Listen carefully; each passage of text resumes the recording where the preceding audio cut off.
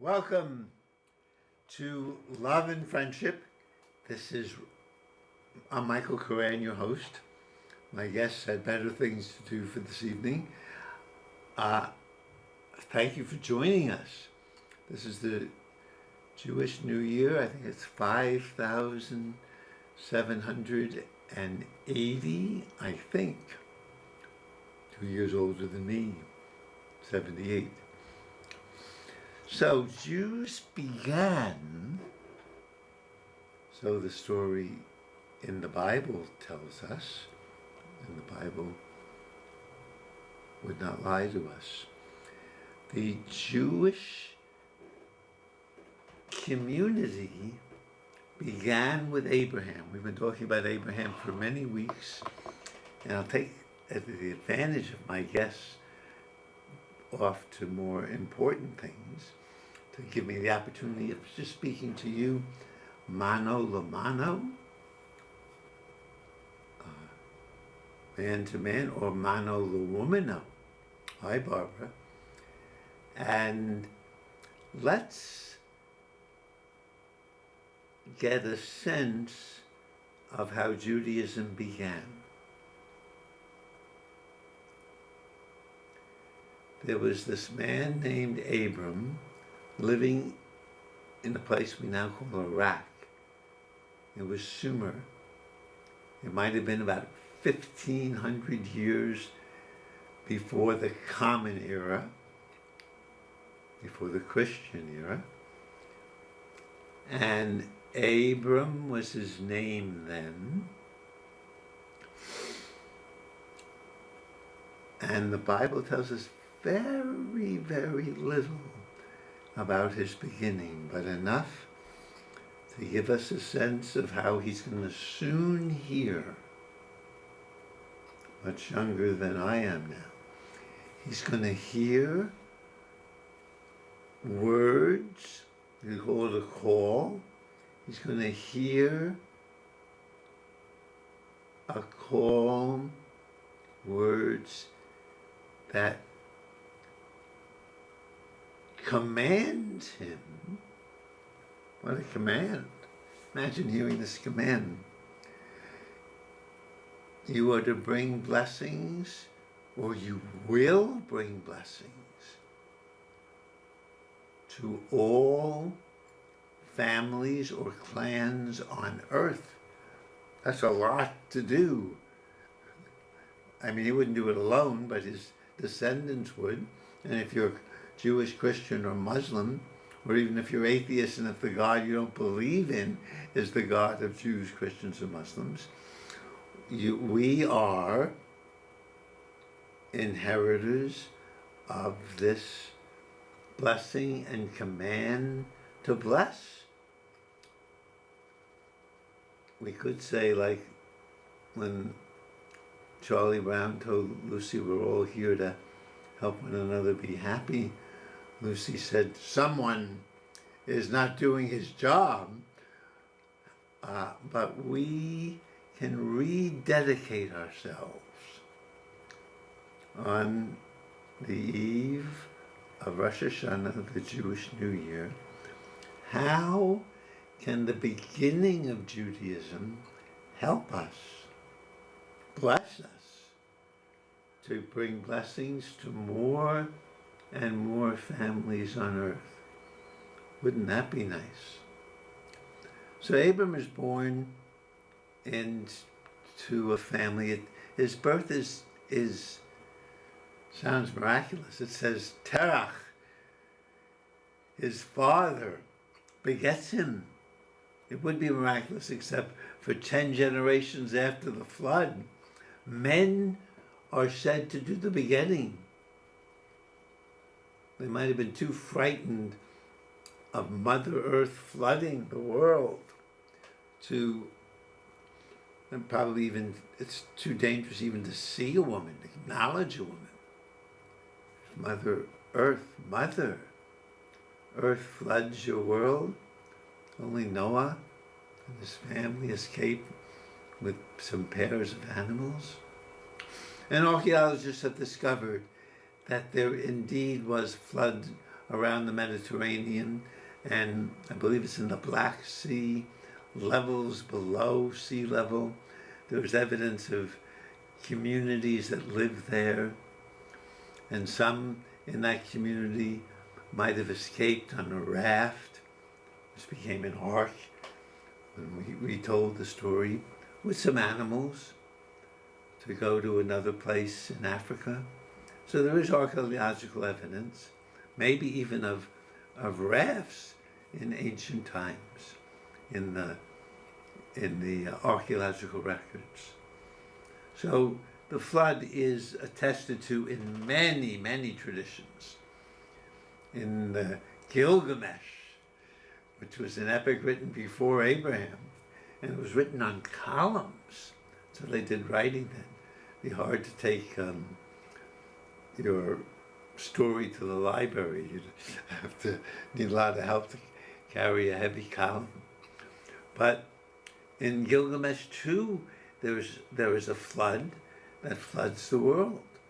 So there seems most likely there was a flood, and from maybe generations, it's 10 after that. Even Noah's wife doesn't have a name. She's just Noah's wife. So women were, I can identify, women were terrifying. So men probably, it seems from the biblical record, didn't give them a name, didn't respect or recognize them. And the men did the begetting, miraculous begetting. Well, in the 10th generation, it says Terach begot Avram and Nahor and Haran, his brothers. No names for sisters. In those 10 generations in the Bible, no women even had a name. Just, I can't see, I don't even want to say you. In some way in darkness, Terach,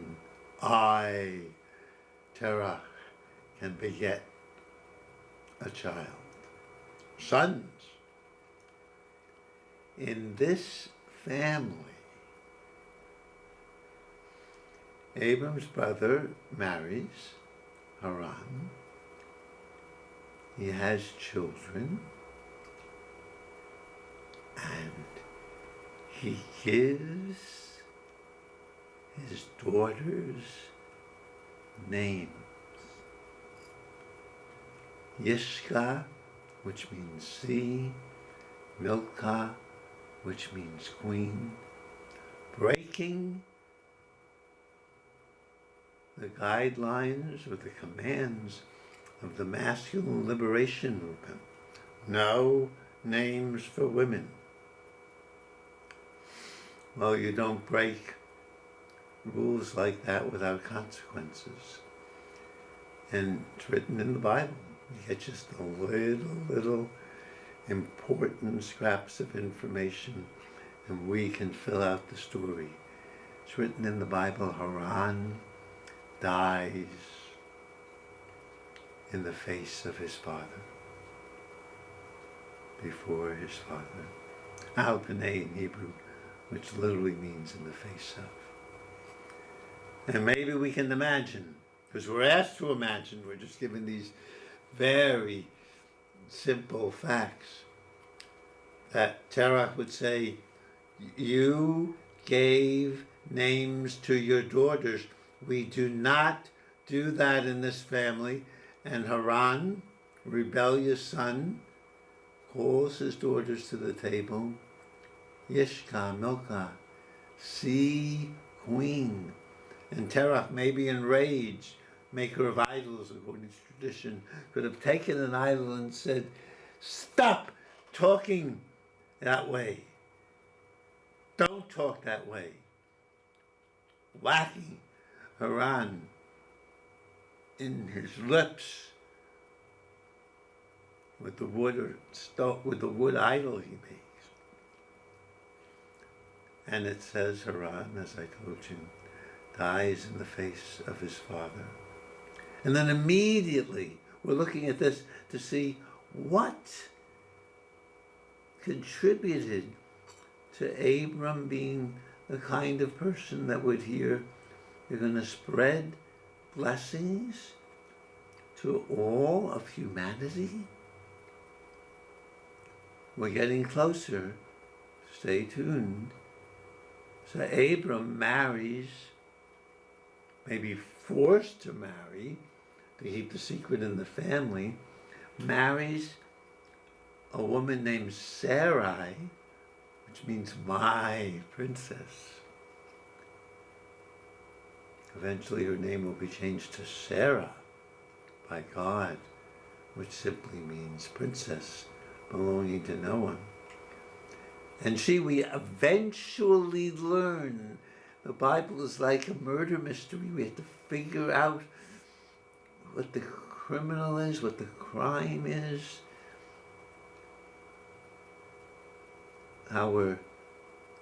what's going on, the mystery. If God is a mystery, the stories are mystery stories. And this one is a murder mystery. Haran dies in the face of his father. Abram marries someone we eventually discover is his half-sister. That's a hard marriage. Married to your half-sister. And we eventually learn soon, actually, this is in Genesis 12, where Abram hears the call, command to bless all clans of the earth, all families. He's called to be a blessing.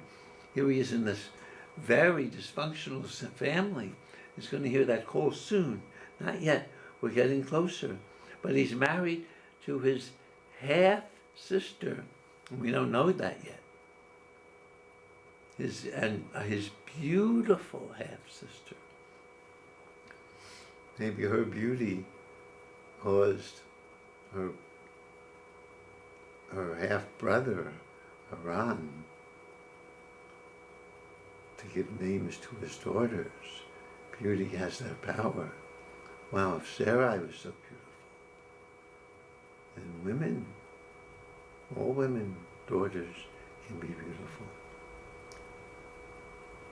Sarai was daughter of Terach, Abram's father, a different mother. Terach might have gone to a goddess in Samaria. This is before patriarchal religion took over. You could bring a sheep to a goddess, an unblemished sheep, and be given a divine experience. Sexuality with a goddess would open you to the divinity that shoots through the world. And so Sarai might have been a daughter of a goddess. And Abram, probably forcibly to keep the murder in the family, marries Sarai. And Sarai may be skilled in the arts of sexuality, divine sexuality, might know how to not have children. Those special arts. It said she's barren. She has no child.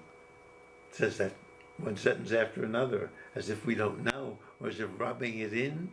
Or maybe Abram cannot make love to his half-sister, his beautiful half-sister. Who could blame him? There's a murder of his brother, his forced marriage, what can he do with this? Doesn't have it in him to make love, fertilize his divine half-sister. And then he hears words. The Bible says Yahweh says this to him, but Abram doesn't know. This Bible's really one of the most, if not the most artful book ever written. Very, I like to think of it as a woman author, so subtle. Yahweh says to Abram, and he doesn't say, I am Yahweh. He'll say that later. Abram just hears words, as I did when I was young and confused, lost. What to do? He hears, doesn't know from where, and the opening words are in Hebrew, Lech Lecha. Literally, go you. Could be go to yourself. If you're a lost Abram, living with a father who killed your brother, married to your half-sister who's barren, who am I? Go you or go to yourself. Or more usually translated, go to the land I will show you. And he doesn't even know who I is who's speaking this. Go to the land I will show you. Why doesn't the voice identify itself? I am your God. I'm here to help you. No, just go to the land I will show you. Very mysterious for sure. Maybe since life is a mystery, we can trust it because no name is given. And we're told, readers, Yahweh speaking, but Yahweh had flooded the earth.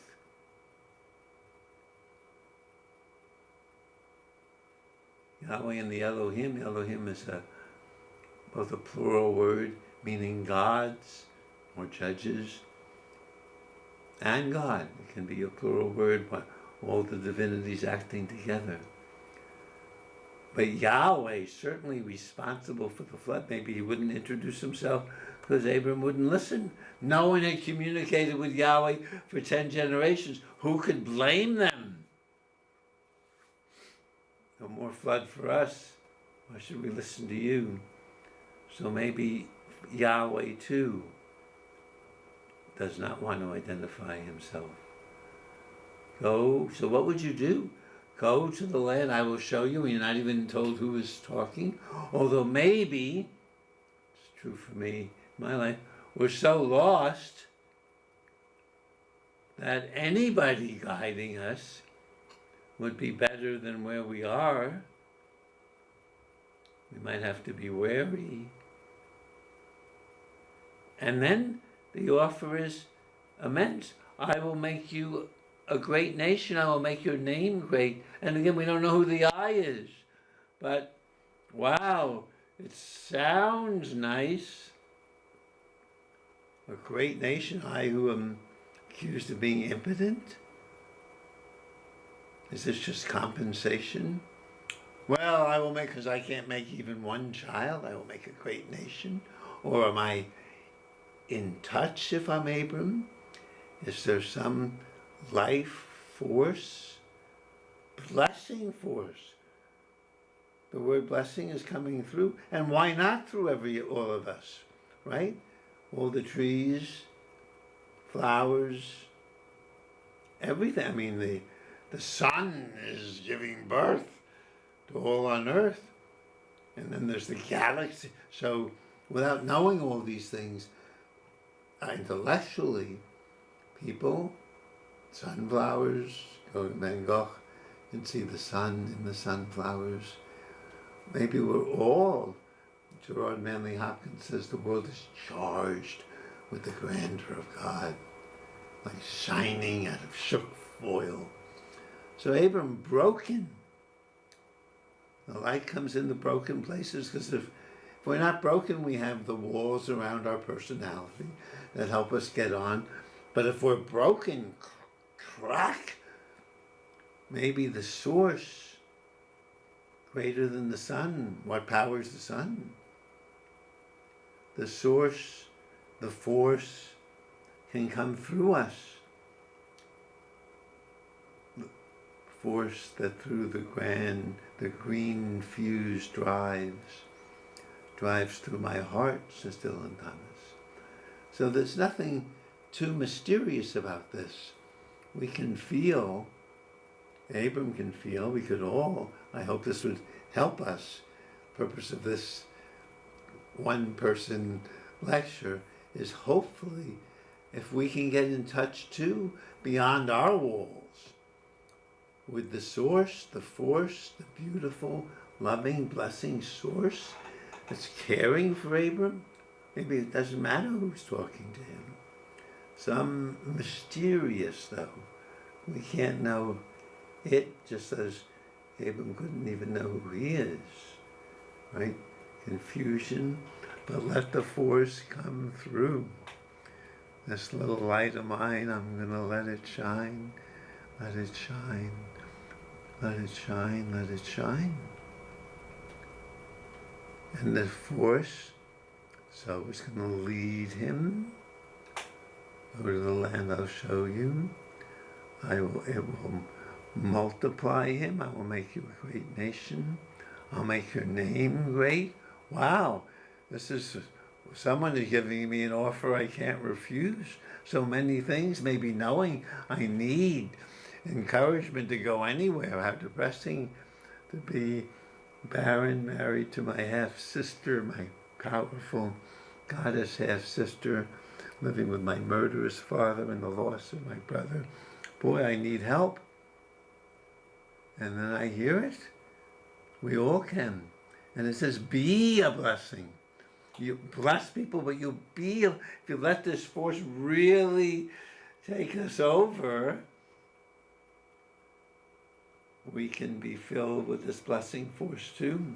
Hopefully this is why listening to Abraham's story, descendants of Abraham, all Christians, Jews, Muslims, probably atheists, God they don't believe in is Abraham's God. So this force, blessing force, can come through all of us, the source of all of us. If we can get out of the way, if our walls are broken down, not just to know it intellectually, to experience it. And Abram was experiencing this.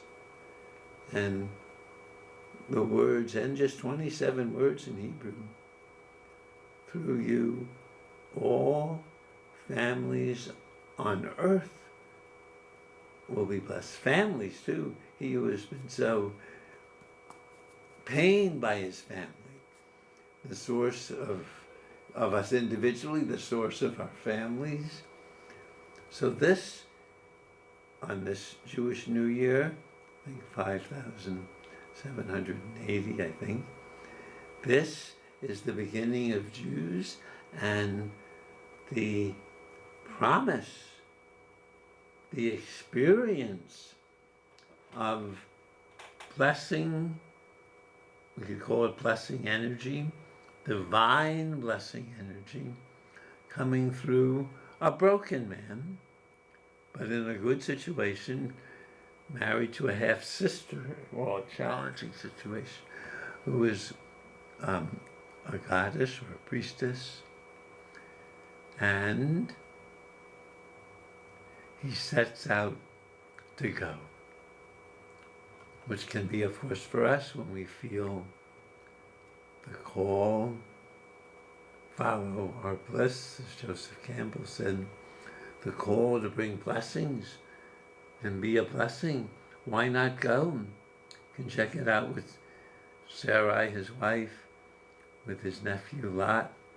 He takes them, and many people who can feel this force, source, power, divinity coming through him, and they set out for the land of Canaan, the same land his father was going to escape to after he killed his son. And we'll see in this land too, child sacrifice is a great challenge, but Abram and Sarai will overcome it. So this is the beginning of Judaism, the beginning of spreading blessings, which for 3,500 years of Jews, 2 billion Christians, 1.5 billion Muslims, these blessings are spreading. But as you know, since we're reading the news, there's many challenges. But ultimately, Jews, Christians, and Muslims are one family. We are family, and our one family feeling the call.